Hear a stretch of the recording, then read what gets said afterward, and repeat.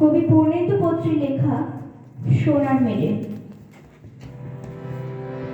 বাবু মশাইরা, গা গিরাম থেকে ধুলো মাটি ঘষতে ঘষতে আপনাদের কাছে এসি। কি সাকসিকর শহর বানিয়েছেন গো বাবুরা। রোদ পড়লে জ্যোৎস্না লাগলে মনে হয় কাল কেউটের গা থেকে খসে পড়া রূপোর তৈরি এখন লম্বা খুলস। মনের উড়ানে ভাতের হাড়ি হা হয়ে আছে খিদায়।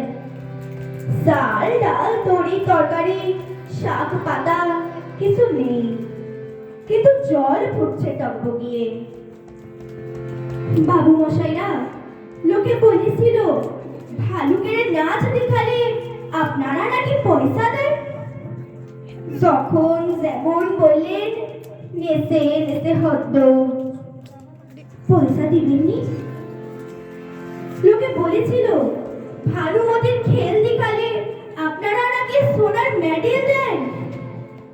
নিজের করাতে নিজের দুঃখান করে আবার জুড়ে দেখালো।